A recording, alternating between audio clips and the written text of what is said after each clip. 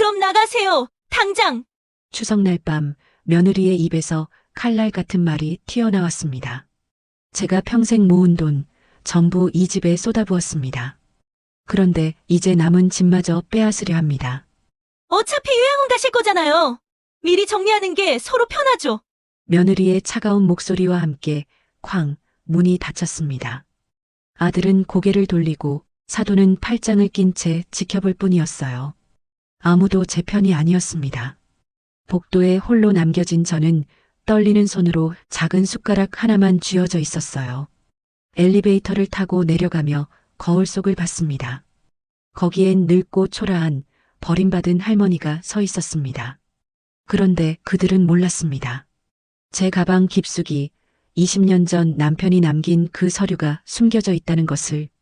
석 달 후 저는 그 한정식집 문을 열고 들어섰습니다.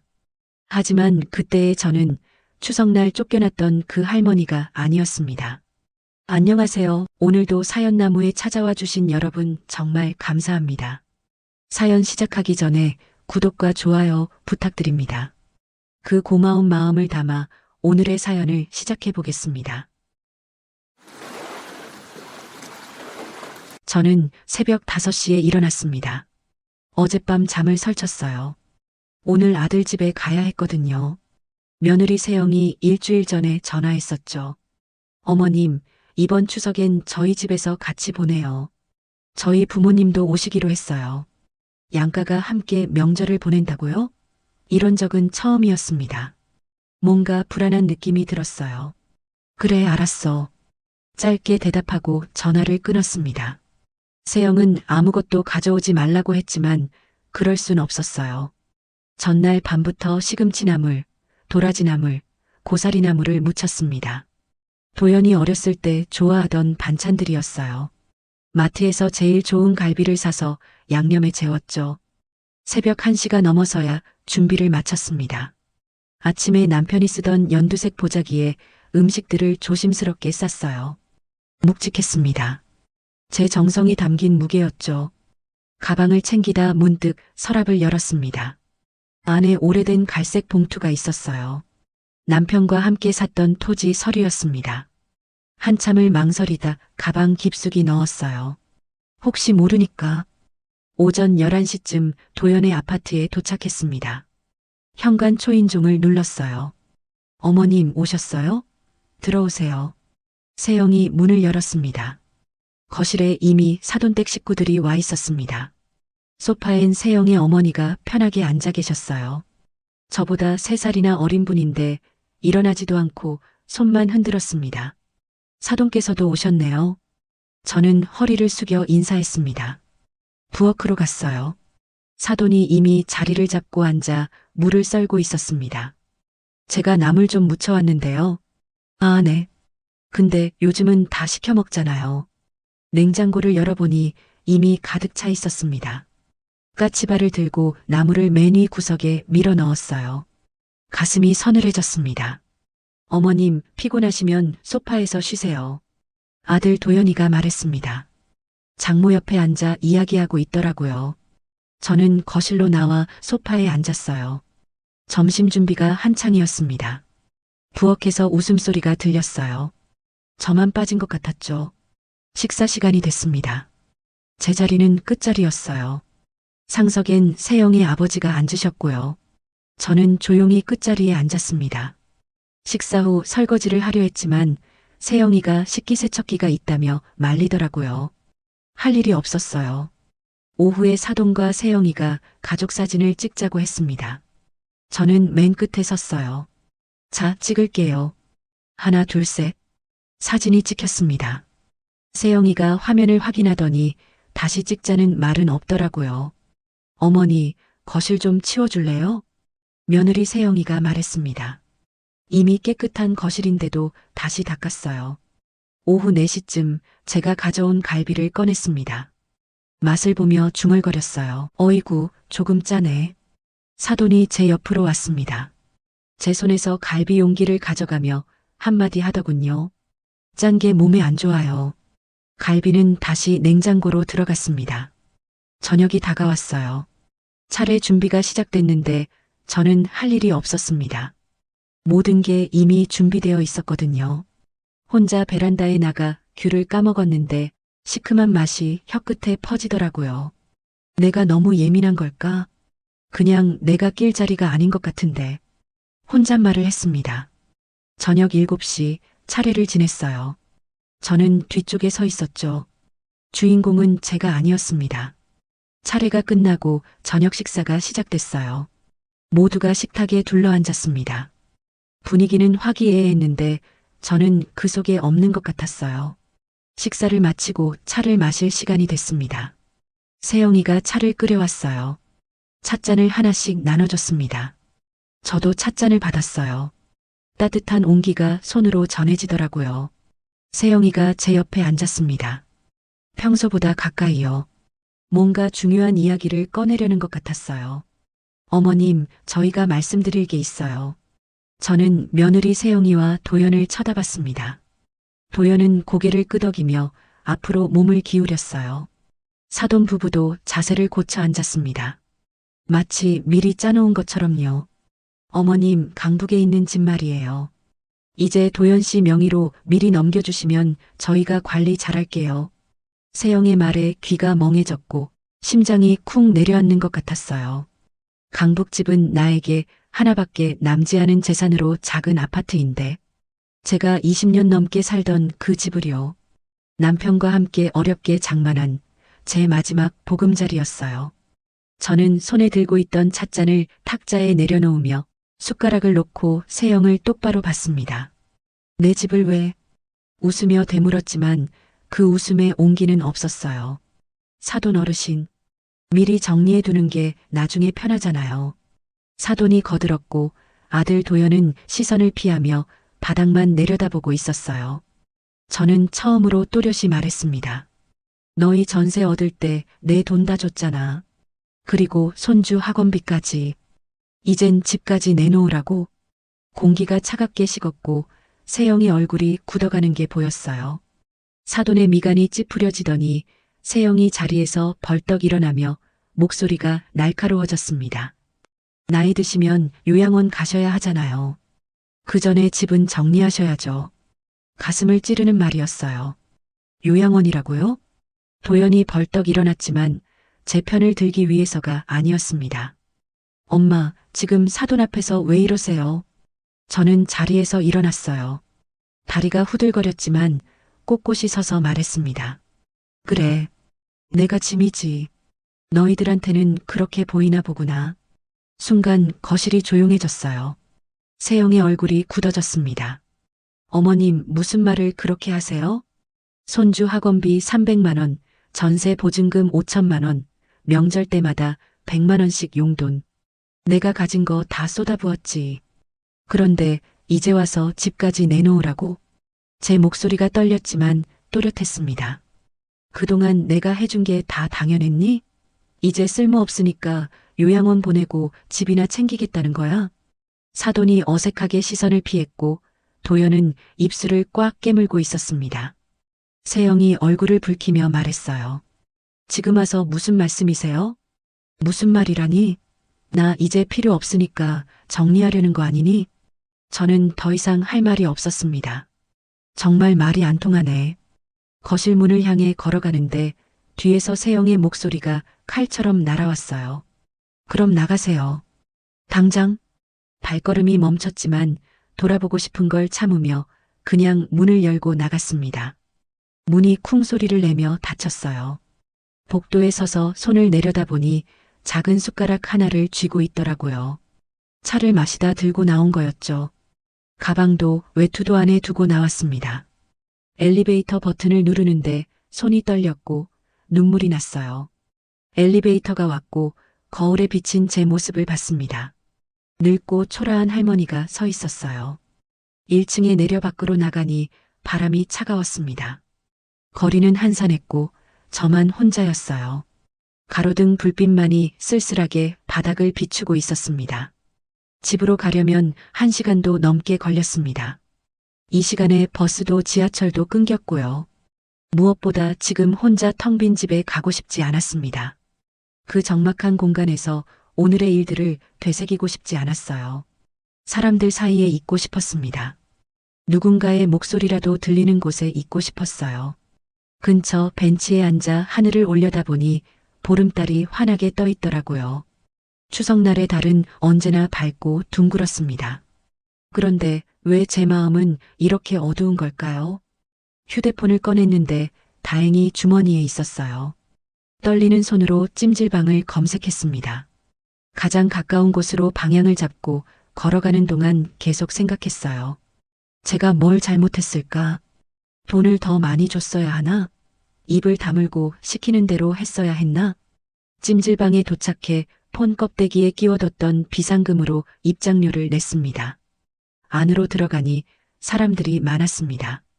가족 단위로 온 사람들이 대부분이었는데 저만 혼자였어요. 옷을 갈아입고 탕에 들어가니 뜨거운 물이 몸을 감쌌어요.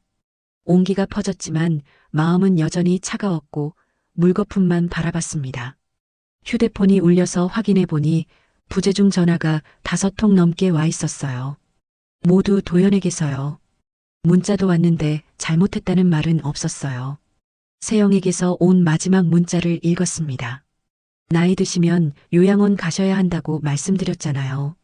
어머님도 이해하셨을 거라 생각했는데요. 손가락이 떨렸지만 답장하지 않고 휴대폰을 끄고 다시 탕으로 들어갔어요. 밤이 깊어가고 찜질방 휴게실에 누워 천장을 보니 주변에선 사람들의 코 고는 소리가 들렸는데 저는 잠이 오지 않았어요. 주머니를 더듬으니 그 숟가락이 아직 있더라고요. 작고 차가운 금속 숟가락을 꼭 쥐며 혼잣말을 했습니다. 이제 어떻게 하지? 하지만 곧 답이 떠올랐어요. 집에 두고 온 가방이 생각났고 그 안에 든 봉투가요. 그래. 아직 나한테 내 것이 있어. 조용히 중얼거리며 내일 아침이면 집에 가서 그 봉투를 확인해야겠다고 생각했습니다. 무엇을 할지는 정확히 모르겠지만 분명한 건 있었어요. 이대로 당하고만 있진 않을 거라는 거요. 해시태그 다음날 아침 찜질방 탕 안에서 저는 물거품만 바라봤습니다. 휴대폰을 확인했어요. 부재중 전화가 또 10통이 넘었습니다. 모두 도연에게서였어요. 문자도 여러 개 와 있었습니다. 어디에서 주무시냐? 라는 문자였습니다. 하지만 어디에도 미안하다는 말은 없었습니다. 아침 8시쯤 도연에게 짧게 문자를 보냈습니다. 집 나올 때 두고 온 가방 좀 문 앞에 놓아줘.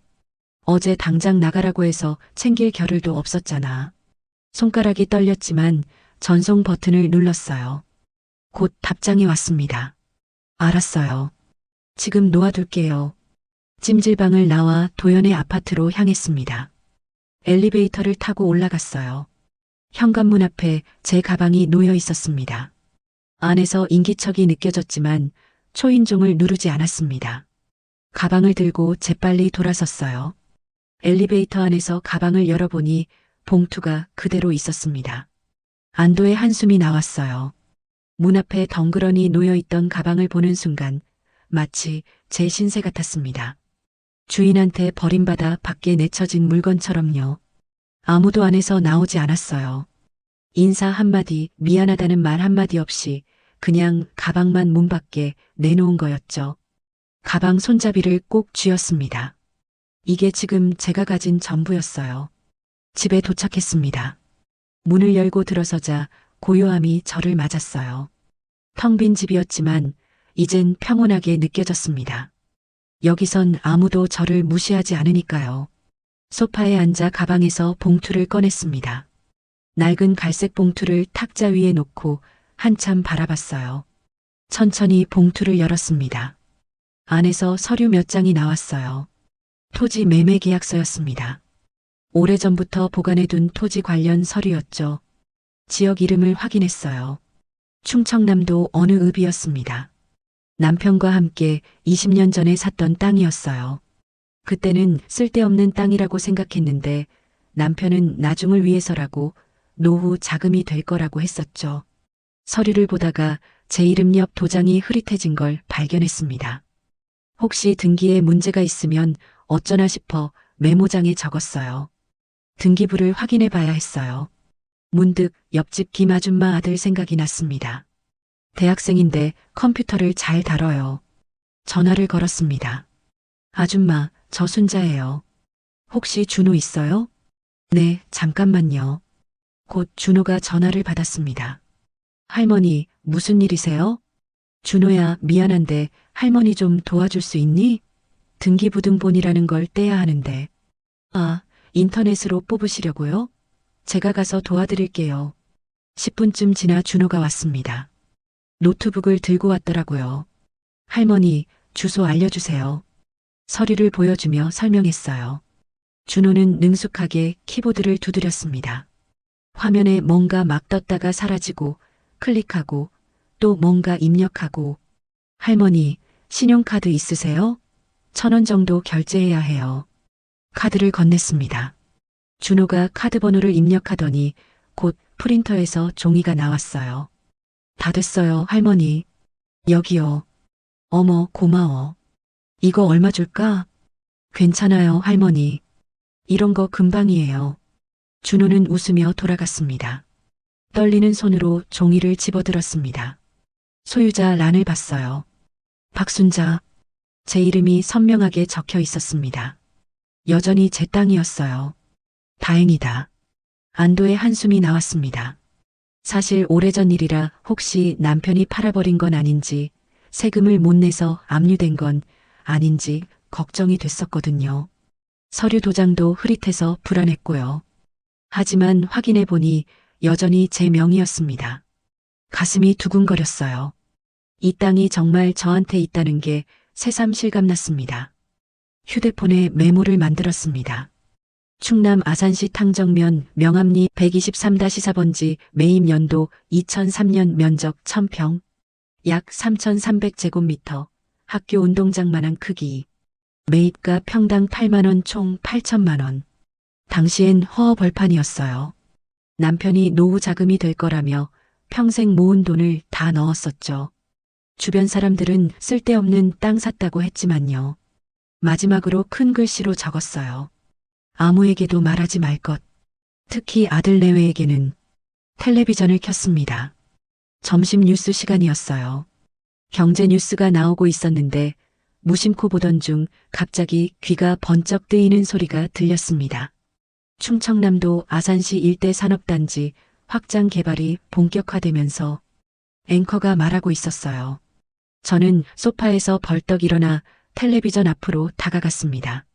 심장이 쿵쿵 뛰었어요. 화면에 지도가 나왔는데 붉은색으로 표시된 개발 지역이 보였어요.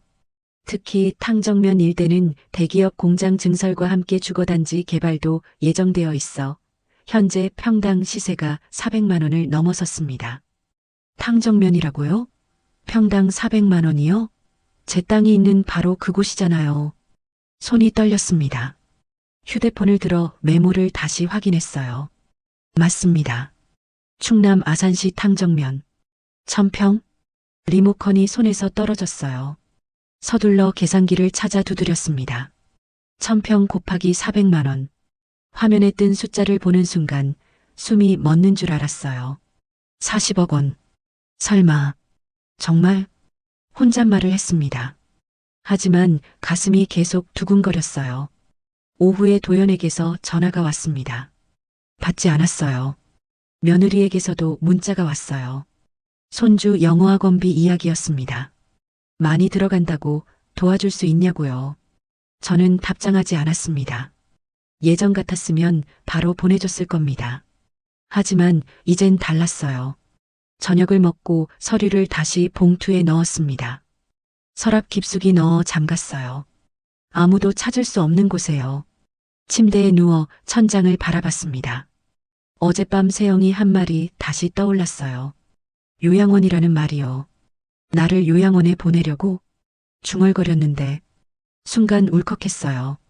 하지만 동시에 각오가 섰습니다. 전화를 걸어봐야겠다라고 생각을 하였어요. 오랜 이웃 만식에게요. 동네 부동산 중개소를 운영하는 사람이었죠. 혹시 이 땅에 대해 뭔가 알고 있을까요? 내일 아침에 전화해보자. 그래. 아직 나한테 내 것이 있지. 혼잣말을 했습니다. 이제부터는 제가 제 인생의 운전대를 잡을 겁니다. 눈을 감았어요. 이번엔 편안하게 잠이 왔습니다. 꿈속에서 저는 넓은 들판을 걷고 있었어요. 혼자였지만 외롭지 않았습니다. 해시태그 다음날 아침 저는 일찍 일어났습니다. 새벽 6시였는데 커피를 끓여 마시며 창밖을 보니 하늘이 조금씩 밝아오고 있었어요. 아침 9시에 만식에게 전화를 걸었고 세 번째 벨이 울릴 때 그가 받았어요. 만식 씨, 저예요. 혹시 오늘 시간 되세요? 뵙고 싶은데요. 목소리를 가다듬으며 말했는데 만식은 잠깐 멈칫하더니 오후 2시에 사무실로 오라고 했어요. 전화를 끊고 시계를 보니 5시간이 남았습니다. 씻고 나서 옷장 앞에 섰습니다. 무엇을 입어야 할까 고민하며 손이 옷걸이를 하나씩 넘겼어요. 화려한 옷은 아니었지만 너무 격식을 차린 것도 이상했습니다. 회색 바지를 꺼냈습니다. 남편이 좋아하던 바지였어요. 블라우스는 연한 베이지색으로 골랐는데 단정하면서도 정중해 보였습니다. 가디건도 하나 준비했어요. 오후엔 쌀쌀할 수 있으니까요. 옷을 갈아입고 거울 앞에 서니 70이 넘은 할머니가 서 있었어요. 주름진 얼굴, 흰 머리. 하지만 오늘은 달라 보이고 싶었습니다. 머리를 정돈하고 립스틱을 살짝 바르며 거울 속 제 눈을 똑바로 봤어요. 괜찮아. 넌 할 수 있어. 이건 내 권리야. 소리내어 말했는데 목소리가 떨렸습니다. 다시 한번 말했어요. 넌 잘못한 게 없어. 당당해.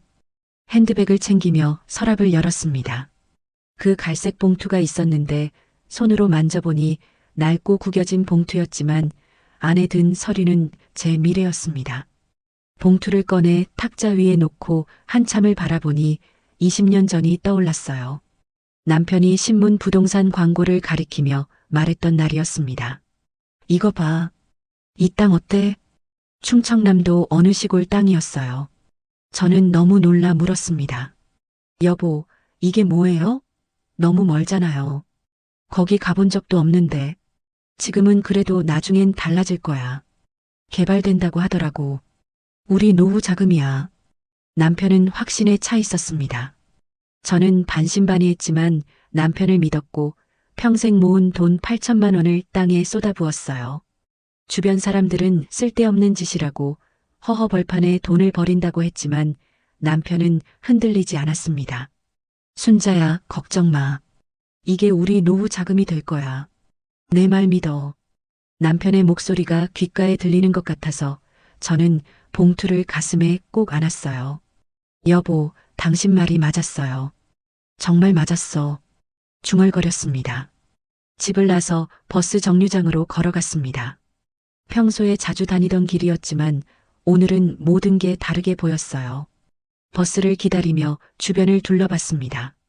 슈퍼마켓 아주머니가 가게 문을 열고 있었고 세탁소 앞엔 빨래가 걸려 있었어요. 평범한 아침 풍경이었지만 제게는 특별했습니다. 버스가 왔고 뒷자리에 앉아 창밖을 보니 익숙한 동네가 지나갔습니다. 도연이가 다니던 초등학교가 보였어요. 저 놀이터에서 얼마나 많이 놀았던가. 엄마, 그네 밀어줘요. 도연이의 목소리가 들리는 것 같았습니다. 작고 귀여웠던 아들이 이제는 제게 집을 내놓으라고 하는 철없는 어른이 되었네요. 작고 귀여웠던 아들이 이제는 제게 집을 내놓으라고 하는 철없는 어른이 되었네요. 버스가 시장 앞을 지나갔습니다. 명절 때마다 장을 보던 곳이었는데 도연이 좋아하는 반찬 재료를 사고 손주 간식을 고르던 곳이었어요. 이젠 그럴 일도 없겠죠. 가슴이 아팠지만 눈물이 나지는 않았습니다. 이미 다 흘렸으니까요. 만식의 사무실이 있는 건물 앞에 도착했습니다. 버스에서 내려 건물을 올려다보니 2층 작은 사무실이었어요. 발이 떨어지지 않아서 계단 앞에 서서 한참을 망설였습니다. 들어가면 모든 게 시작되는 거야. 정말 이래도 되는 걸까? 혼잣말을 했지만 추석날이 떠올랐어요. 문 닫히는 소리, 복도에 선 제 모습, 손에 쥔 숟가락, 그리고 그럼 나가세요. 당장? 세영의 목소리가 귓가에 맴돌았습니다. 심호흡을 하고 계단에 발을 올렸어요. 한 계단, 두 계단 천천히 올라가 2층에 도착해 복도를 걸어 만식의 사무실 문 앞에 섰습니다. 유리문 너머로 만식이 책상에 앉아 있는 게 보였어요. 문 손잡이에 손을 올리니 떨렸습니다. 한 번 더 심호흡을 하고 문을 밀었어요. 어서 오세요. 앉으세요. 만식이 의자를 권했고 저는 앉으며 핸드백을 무릎에 올려놓았어요. 손이 떨렸는데 만식이 물을 따라주며 무슨 일이냐고 물었습니다. 저는 핸드백에서 봉투를 꺼내 천천히 서류를 펼쳤어요. 토지 매매 계약서가 나왔고 만식에게 건넸습니다. 만식은 서류를 받아들고 읽기 시작했는데 처음엔 무심하게 보던 눈이 점점 커졌습니다.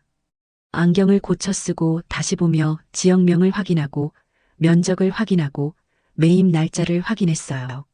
순자 씨, 이거 박 사장님이랑 같이 사신 땅이죠? 만식이 조심스럽게 물었습니다. 박 사장님, 남편을 그렇게 부르던 만식이었어요. 네, 맞아요. 20년 전에 남편이 제 명의로 샀어요. 박 사장님 참 성견지명이 있으셨지요. 그때 이 땅을 사시다니. 만식의 목소리가 따뜻했습니다. 돌아가신 남편을 그렇게 존경하는 투로 말해주는 사람이 있다는 게 감사했어요. 저는 눈시울이 뜨거워졌습니다. 만식 씨도 기억하시는군요. 물론이죠. 그때 제가 중개했잖아요. 박 사장님이 얼마나 고민하셨는지 주변에서 다들 말렸는데도 확신하셨어요. 만식이 웃으며 말했습니다. 남편이 노후 자금이 될 거라고 했어요. 맞으셨네요. 박 사장님 말씀이. 만식이 다시 서류를 보고는 저를 보며 물었어요. 이거 혹시 뉴스 못 보셨어요? 만식의 목소리가 떨렸고 저는 고개를 살짝 끄덕이며 되물었습니다. 무슨 뉴스요? 만식은 컴퓨터를 켜서 뉴스 기사를 검색했어요. 화면에 기사가 떴는데 제가 산 지역이 포함되어 있었습니다. 만식이 손가락으로 화면을 가리켰어요. 여기요. 이 지역이 개발 추진 지역에 들어갔어요. 보상 절차도 곧 시작될 거래요. 심장이 쿵쿵 뛰고 입이 바싹 말랐습니다. 물을 한 모금 마셨어요. 보상이요? 네.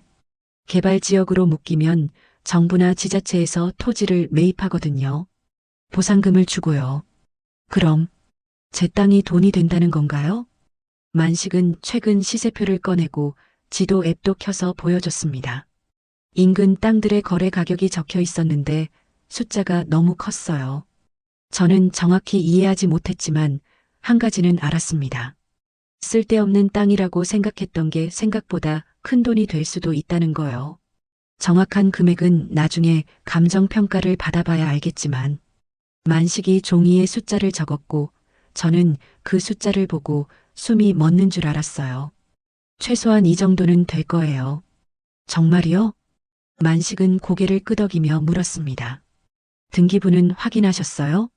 저는 핸드백에서 등기부등본을 꺼내 보여줬고 만식은 꼼꼼히 확인했습니다. 제 이름이 선명하게 적혀 있었어요. 좋아요. 소유권은 확실하네요. 순자 씨, 박 사장님이 정말 잘하셨어요. 이 땅 하나로 노후 걱정 없으시겠어요. 만식의 말에 눈물이 핑 돌았습니다. 남편한테 고마워해야겠어요.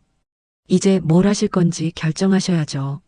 개발이 확정되면 보상금을 받을 수 있지만 시간이 걸려요. 지금 팔면 빠르게 현금화할 수 있고요. 저는 잠시 생각했어요. 뭘 해야 할까요? 천천히 생각해 보세요. 급한 건 아니니까요. 만식이 말하고는 조심스럽게 덧붙였습니다. 그리고 이거 아직 아무한테도 말씀 안 하셨죠? 저는 고개를 끄덕였어요. 좋아요. 일단은 비밀로 해두세요. 특히 가족한테요. 사람들이 알면 복잡해져요. 특히 돈 문제는요. 제가 오랫동안 이 일하면서 많이 봤어요. 돈 앞에서 가족도 변합니다. 만식의 말에 추석날이 떠올랐습니다. 알겠어요. 비밀로 할게요. 저는 고개를 끄덕였고 만식은 명함을 한 장 더 주며 말했어요. 언제든 연락하세요. 제가 도와드릴게요. 저녁을 먹고 소파에 앉아 생각했습니다. 어제 그 복도가 떠올랐어요. 문 닫히는 소리, 손에 쥔 숟가락, 눈물. 가슴이 아팠습니다. 하지만 이젠 달랐어요. 분노만 있는 게 아니었습니다. 희망이 생겼어요. 이제부터는 내가 내 인생의 운전대를 잡는다. 소리내어 말했습니다. 목소리가 단호했어요. 거울 속 제 모습을 봤습니다. 어제와는 다른 눈빛이었어요. 더 이상 슬프기만 한 할머니가 아니었습니다. 침대에 누워 천장을 봤습니다. 내일부터 본격적으로 움직여야겠어요. 변호사도 만나보고 은행도 가고 계획을 세워야 합니다. 아직 구체적으로 뭘 할진 모르겠지만 한 가지는 확실했어요. 제 것은 제가 지킨다는 거요. 그리고 제 인생도 제가 결정한다는 거요. 눈을 감았습니다. 이번엔 편안하게 잠이 왔어요. 꿈속에서 저는 넓은 들판을 걷고 있었습니다. 혼자였지만 외롭지 않았어요. 자유로웠습니다. 만식의 사무실을 나온 그날 저녁, 저는 오랜만에 앨범을 꺼냈습니다. 먼지가 쌓인 낡은 앨범이었어요. 소파에 앉아 천천히 넘겼습니다. 도연의 돌 사진이 나왔습니다. 빨간 돌복을 입고 웃고 있는 아기. 제 손이 사진 위를 쓰다듬었어요. 이렇게 작았었는데 정말 사랑스러웠던 아이가 이제는 돈만 아는 아들이 되어버렸습니다. 다음 장을 넘겼어요. 도연의 초등학교 입학식 사진이 나왔는데 남편이 도연을 어깨에 태운 모습이었습니다. 행복했던 시절이었어요. 그때는 몰랐습니다. 이렇게 외로워질 줄은요. 결혼식 사진 앞에서 손이 멈췄습니다. 세영과 도연이 환하게 웃고 있었는데 저는 맨 끝에 서 있었어요. 사진 속 제 얼굴을 보니 그때도 이미 조금 외로워 보였습니다. 남편 사진이 든 액자를 들었습니다. 제사 때 쓰는 사진이었어요. 남편에게 말을 걸었습니다. 당신 말이 맞았다고, 그 땅이 정말 우리 노후 자금이 될 거라고요. 대답은 없었지만 마음이 조금 편해졌어요. 그때 현관 초인종이 울렸습니다. 저녁 7시였는데 누가 이 시간에 올까 싶어 문구멍으로 내다봤어요. 옆집 김 아줌마였습니다. 손에 반찬통을 들고 있더라고요. 문을 열었습니다. 나물 무쳤는데 좀 드세요. 혼자 사시니까 반찬하기 힘드시잖아요. 김 아줌마가 환하게 웃으며 말했습니다. 저는 고맙다고 인사하며 안으로 모셨어요. 김 아줌마가 부엌으로 가서 반찬을 냉장고에 넣는데 거실 쪽을 쳐다봤습니다. 탁자 위에 펼쳐진 앨범을 본 거예요.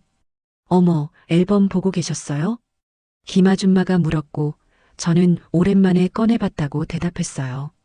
김 아줌마가 소파에 앉았고 저도 옆에 앉았습니다. 그때 김 아줌마가 조심스럽게 물었어요. 그런데 말이에요, 순자 씨. 오늘 시장 쪽에서 봤는데 어디 가셨어요? 심장이 쿵했습니다. 봤다고요?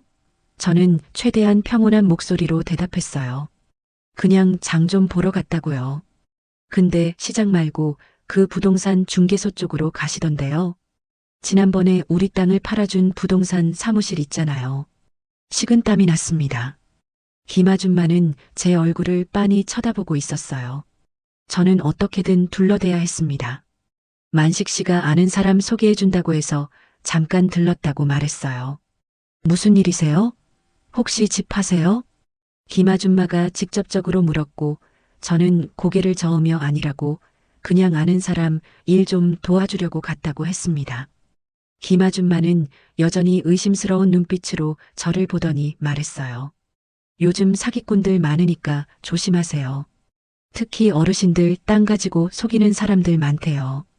며칠 전 김 아줌마 아들이 등기부등본을 떼어준 일을 알고 있는 것 같기도 했습니다. 저는 알았다고, 조심하겠다고 대답했어요. 김 아줌마가 일어나 현관으로 가다가 다시 돌아봤습니다. 참, 도연이는 잘 지내죠? 저는 잘 지낸다고 대답했는데 김 아줌마의 다음 질문이 더 날카로웠습니다. 도연이한테는 말씀하셨어요? 부동산에 간 거? 별일 아니라서 말하지 않았다고 했습니다. 김 아줌마가 고개를 저으며 그래도 자식한테는 말해야 한다고, 나중에 오해 생기면 안 된다고 했습니다. 그리고 문을 나갔어요. 문이 닫히는 소리를 듣고 저는 그대로 소파에 주저앉았습니다. 손이 떨렸어요. 들킨 것 같았어요. 김 아줌마가 저를 봤고 분명히 도연한테 말할 겁니다. 동네에서 소문이 얼마나 빠른지 저는 너무 잘 알았어요. 서랍을 열어 봉투를 확인했습니다. 서류가 그대로 있었어요. 다행이었지만 안심할 수 없었습니다. 시간이 없었어요. 빨리 움직여야 했습니다. 내일 만식 사무실에서 땅을 팔아야 했어요. 김 아줌마가 도연한테 말하기 전에요. 휴대폰을 꺼내 혹시 도연한테 전화 올까봐 확인했어요. 아직은 없었지만 곧 올 거라는 걸 알았습니다. 김 아줌마는 수다쟁이로 유명했으니까요. 옷장을 열어 내일 입을 옷을 다시 확인했어요. 단정한 바지에 블라우스, 구두도 꺼내서 다시 한번 닦았습니다. 핸드백을 열어 봉투와 등기부등본을 확인했어요. 모든 게 준비되어 있었습니다. 거울 앞에 섰습니다. 70이 넘은 할머니가 서 있었지만 눈빛은 달랐어요. 추석날 복도에서 울던 그 할머니가 아니었습니다. 거울 속 제게 말했습니다. 흔들리지 말라고, 내가 하는 게 맞다고요. 김 아줌마의 방문이 신경 쓰였지만 흔들릴 수 없었습니다. 내일이면 모든 게 달라질 거예요. 땅을 팔고 돈을 받고 제 길을 가는 겁니다. 더 이상 며느리 눈치 보지 않아도 되고 누가 저를 요양원에 보낼 수도 없습니다. 제 돈으로 제가 원하는 곳에서 제가 하고 싶은 대로 살 거예요.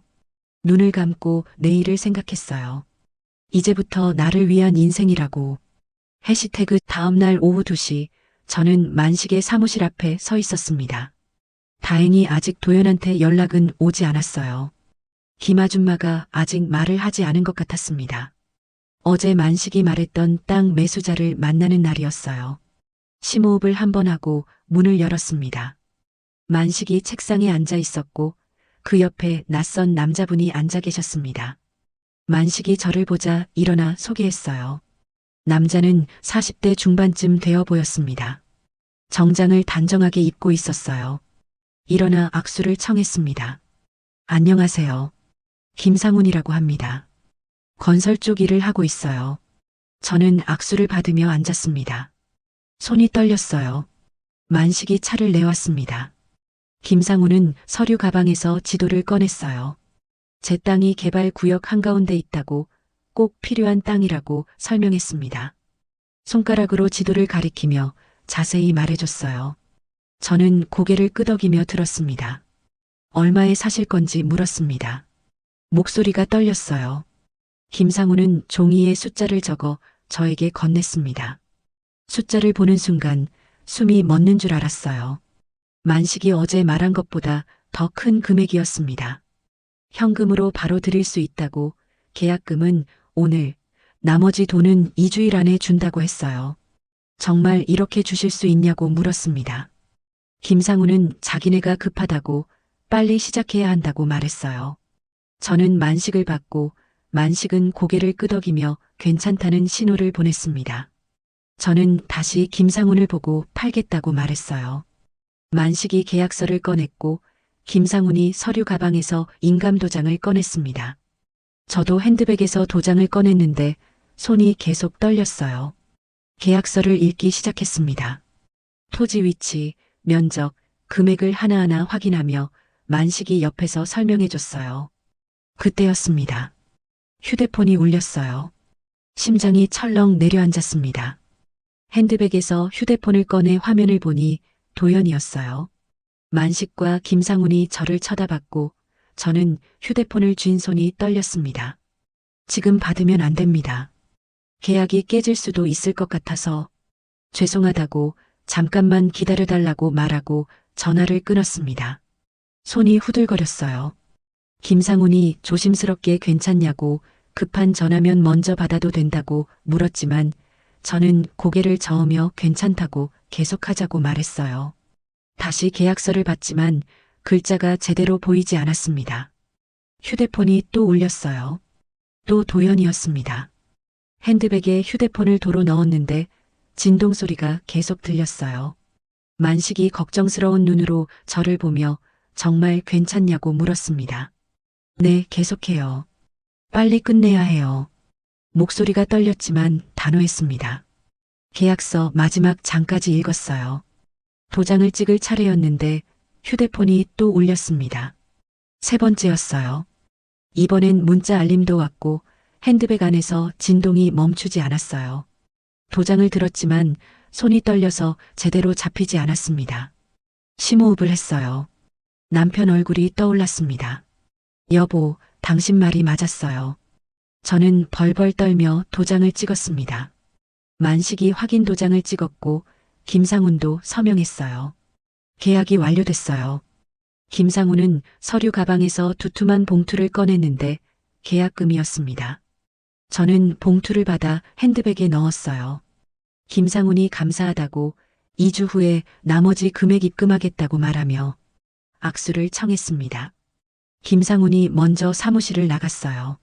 문이 닫히자마자 저는 주저앉을 뻔했지만 만식이 제 팔을 잡아주며 괜찮냐고 물었습니다. 이제 괜찮다고 대답했어요. 핸드백에서 휴대폰을 꺼냈습니다. 부재중 전화 5통, 모두 도연에게서였어요. 문자도 3개 와 있었습니다. 엄마, 전화 좀 받으라고요. 김아줌마한테 들었다고요. 무슨 일이냐고요. 지금 어디냐고 자기가 가겠다고요. 손이 떨렸습니다. 김아줌마가 말했구나. 하지만 이미 늦었어요. 계약은 끝났습니다. 만식이 물을 따라줬고 한 모금 마시니 정신이 조금 돌아왔습니다. 만식이는 가족분이 아시나 보냐고 물었고 네, 방금 알았나 보다고 대답했어요. 괜찮겠냐고 물었지만 괜찮다고 이미 다 끝났으니까요 라고 말했습니다. 만식은 고개를 끄덕이며 명함 한 장을 더 주면서 강북집 하실 거면 여기 자기 아는 분이라고 전화하면 잘 도와주실 거라고 했어요. 고맙다고 말했습니다.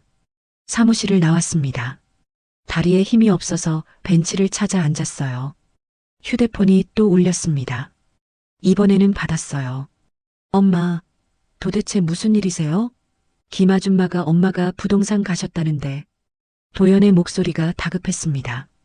응, 갔다 왔다고 대답했어요. 무슨 일로냐고 혹시 집 파는 거냐고 물었는데 아니라고 다른 일이라고 했어요. 지금 가겠다고 거기서 기다리라고 하더니 전화가 끊겼습니다. 도연이 올 거라는 걸 알았지만 두렵지 않았습니다. 일어나 집으로 가는 동안 생각했어요. 이미 땅은 팔렸고 계약금도 핸드백 안에 있으니까요. 집에 도착하고 얼마 지나지 않아 초인종이 울렸습니다.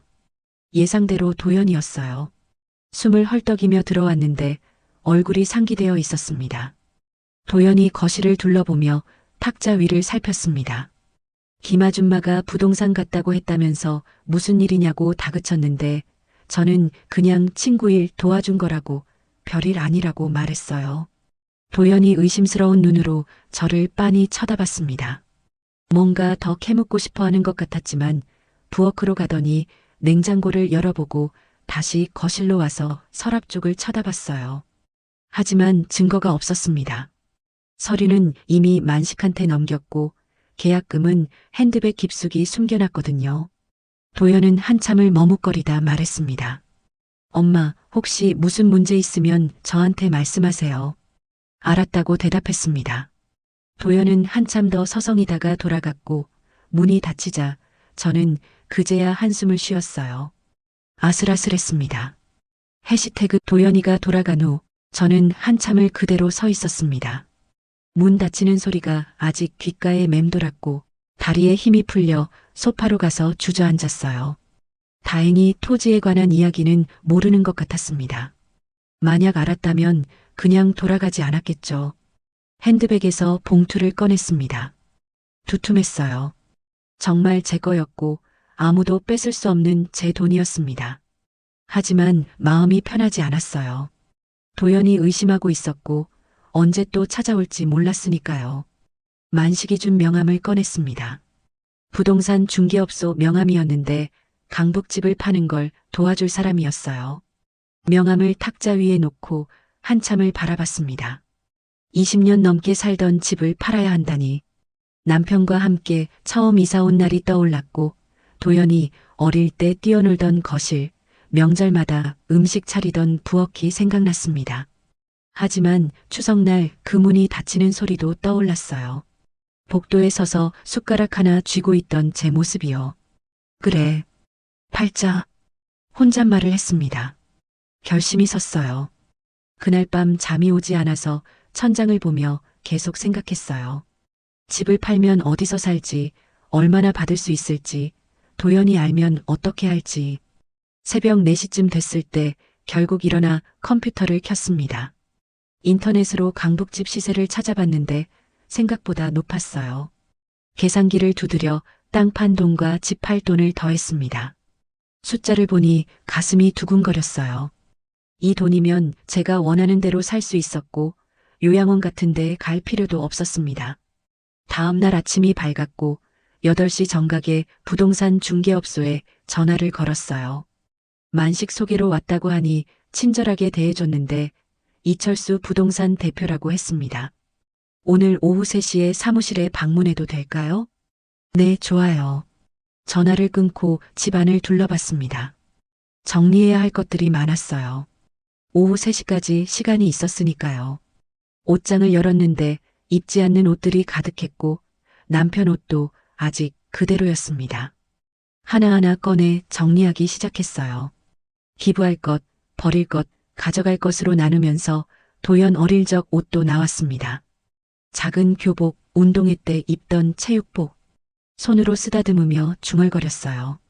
이젠 다 끝났어. 상자에 모두 넣었습니다. 정오쯤 됐을 때 휴대폰이 울렸습니다. 며느리 세영이었어요. 받지 않으려다가 녹음을 켜고 받았습니다. 어머니, 저예요. 응? 어머니, 요즘 집에만 계세요? 건강은 괜찮으시고요? 또 탐색하는 목소리였습니다. 제가 뭘 하는지 알고 싶은 거였어요. 괜찮아. 나 잘 지내고 있어. 어머니, 주말에 꼭 오세요. 제가 어머니 좋아하시는 음식 준비할게요. 생각해 볼게. 짧게 대답하고 전화를 끊었습니다. 예전 같았으면 기쁘게 약속했을 겁니다. 하지만 이젠 알 수 있었어요.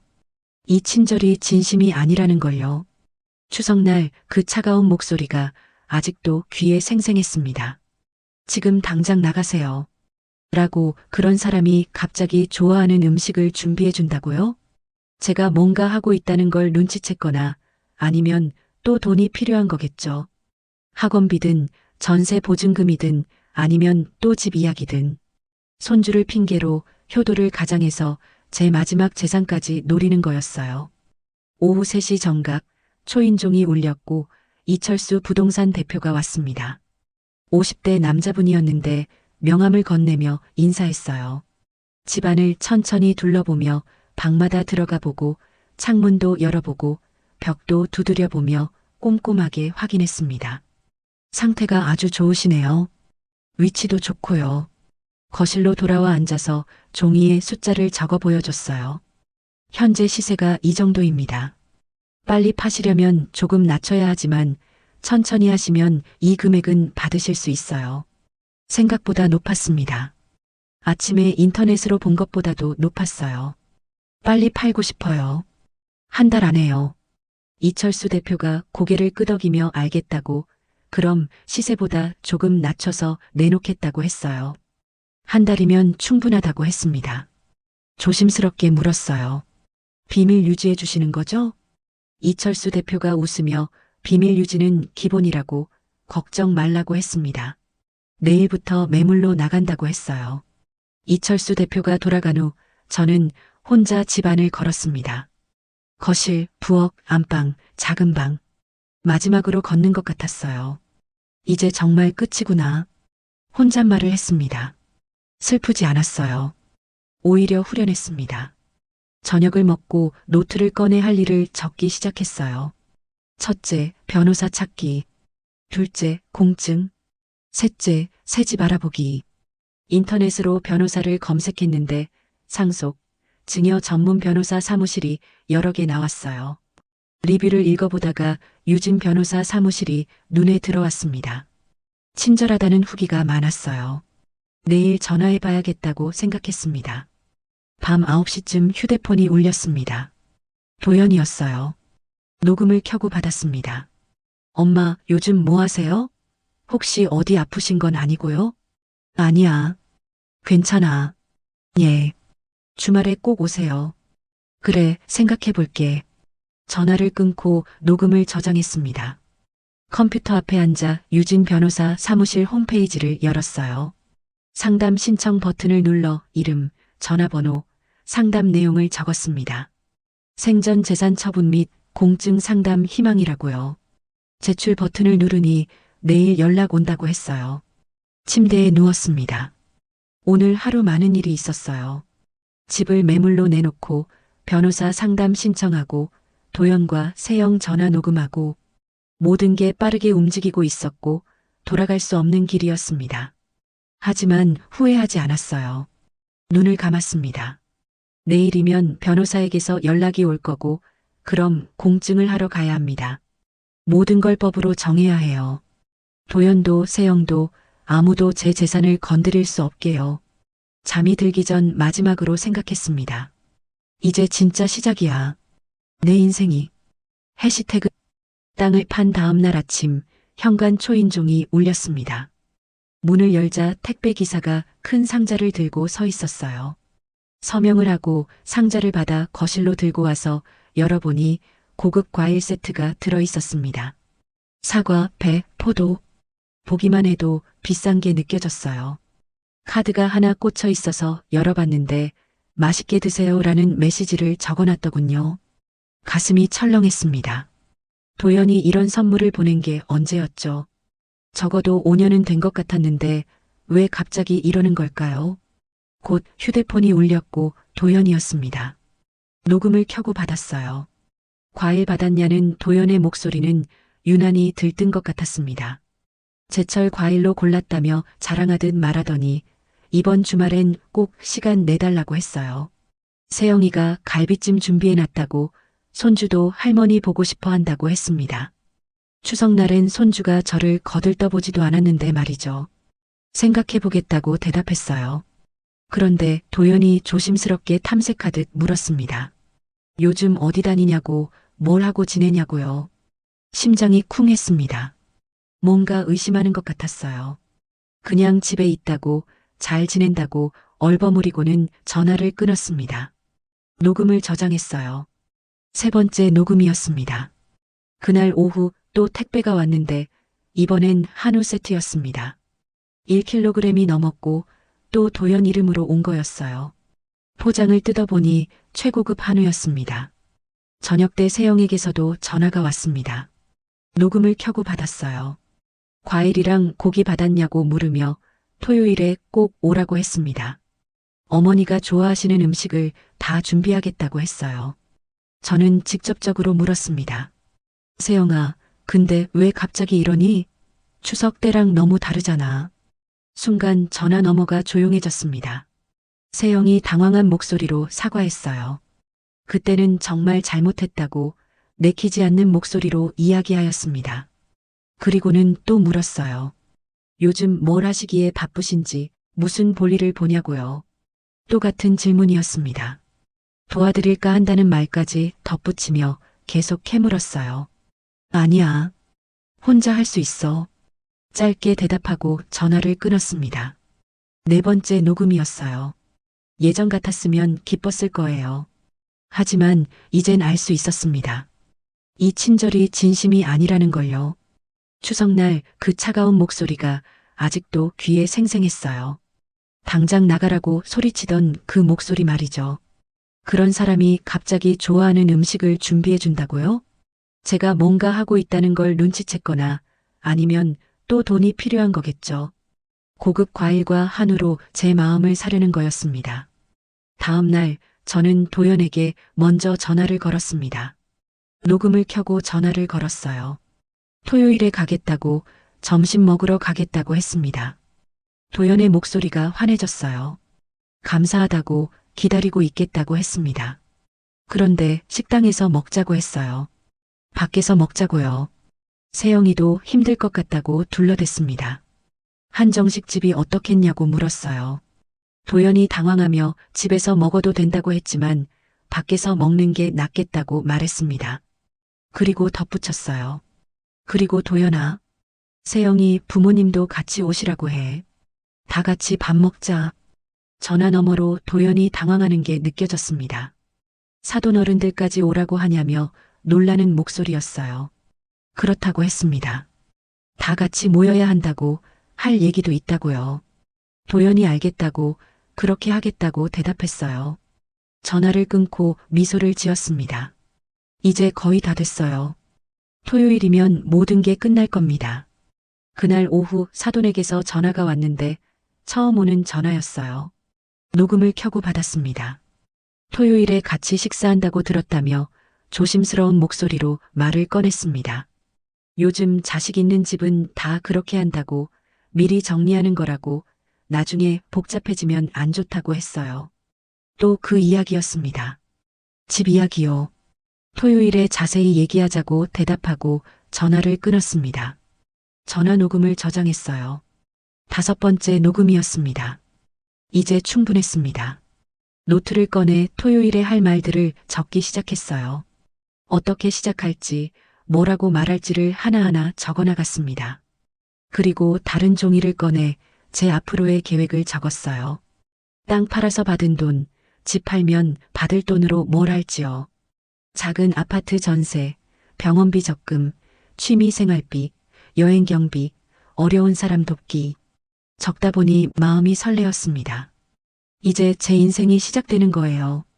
70이 넘었지만 이제부터가 진짜 제 인생입니다. 금요일 저녁 유진 변호사에게 전화를 걸었습니다.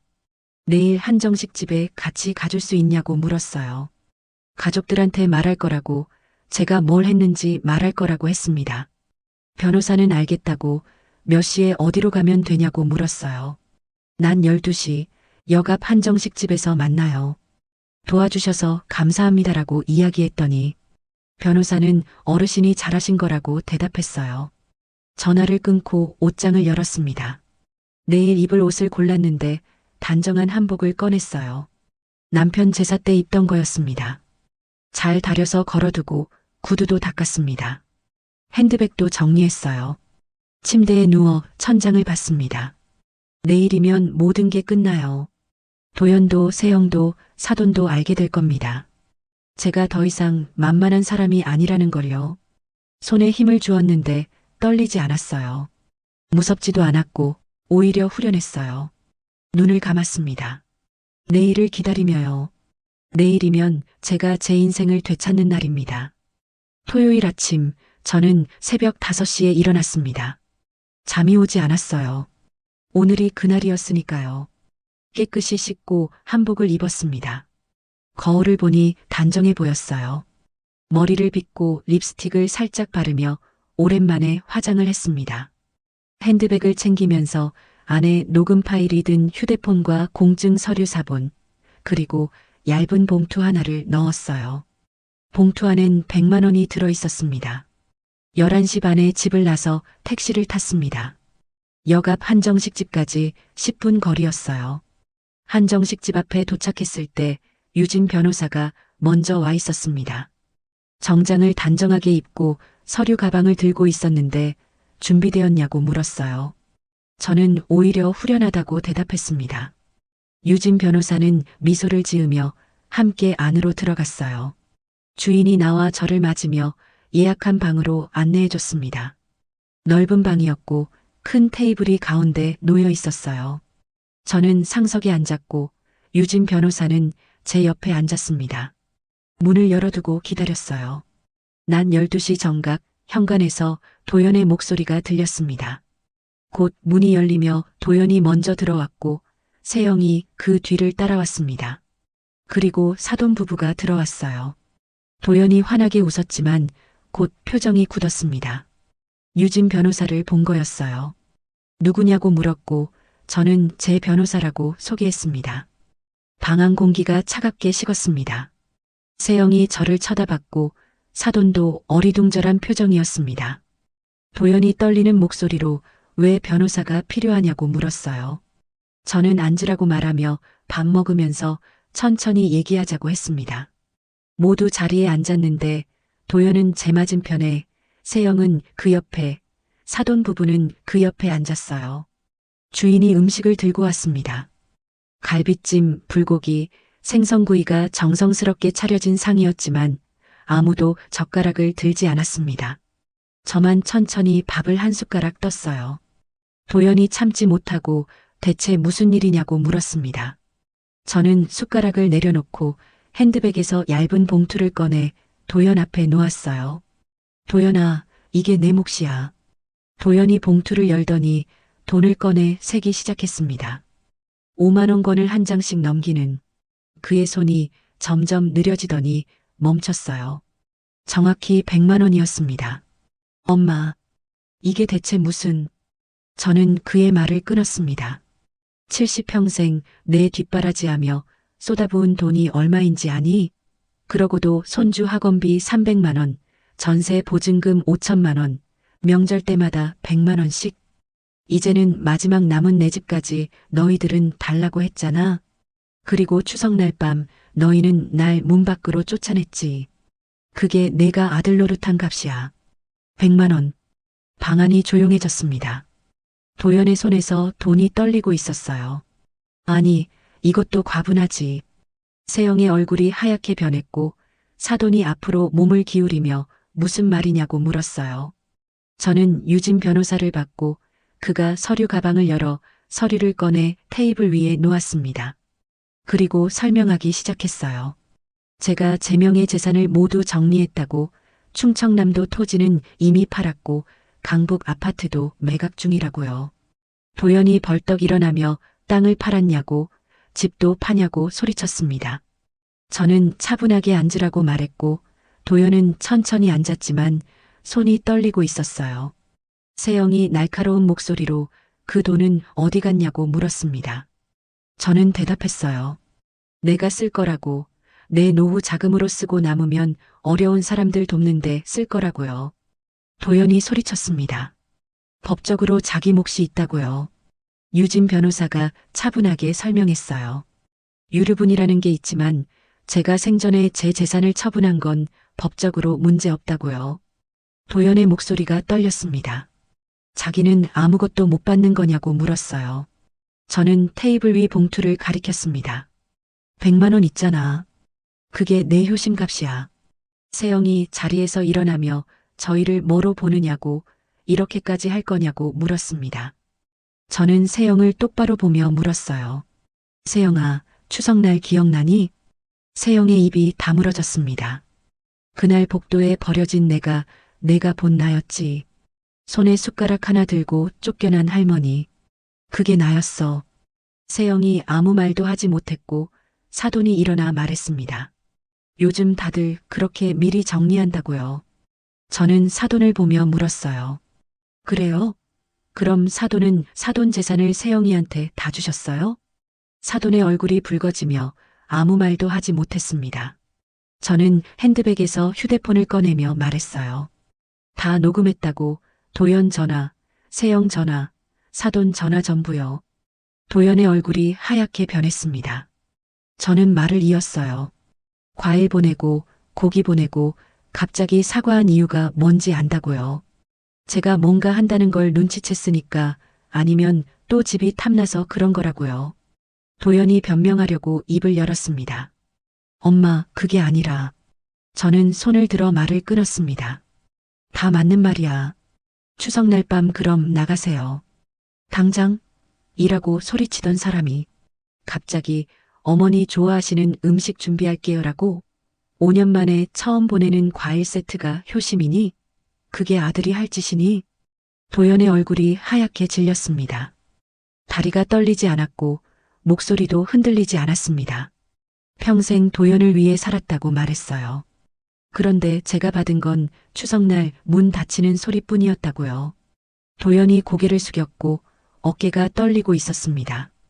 이제 서로의 평화를 위해 각자 살자. 나는 내 인생 살 거야. 저는 유진 변호사를 받고 그가 고개를 끄덕이며 함께 자리에서 일어났습니다.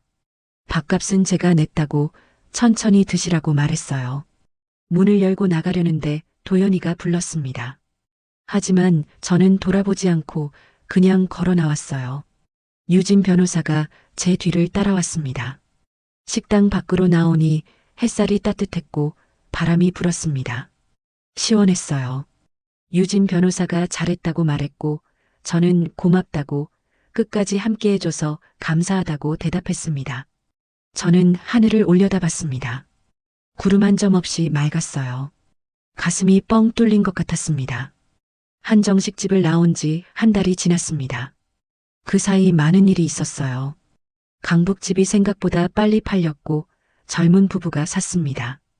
20년 넘게 살던 집을 떠나는 날, 문을 잠그며 뒤돌아봤는데 이상하게 슬프지 않았어요. 오히려 가벼웠습니다. 새 집을 구했습니다. 교통이 편한 곳에 있는 20평짜리 전세 아파트였는데 딱 저 혼자 살기 좋았어요. 짐을 풀고 가구를 들여놓으며 커튼을 다는 동안 제 손으로 하나하나 꾸며나가는 게 즐거웠습니다. 창문을 열면 공원이 보였고 아침마다 산책하는 사람들이 보였어요. 나무들이 바람에 흔들리며 새들이 지저귀는 소리가 들렸습니다.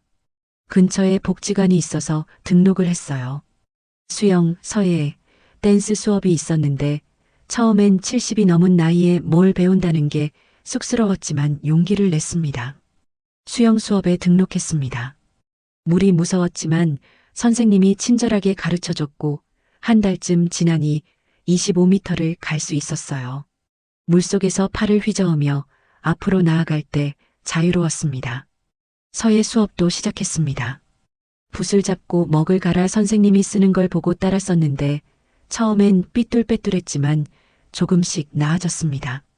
한 글자 한 글자 쓸 때마다 마음이 차분해졌어요. 복지관에서 친구도 사귀었습니다.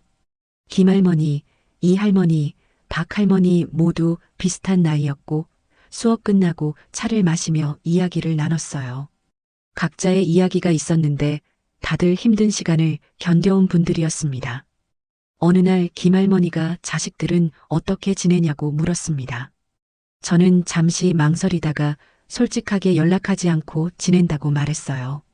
그게 나아요. 서로 편하게 사는 게 좋아요. 김할머니가 말했고 다른 분들도 고개를 끄덕였습니다. 다들 비슷한 경험이 있는 것 같았어요.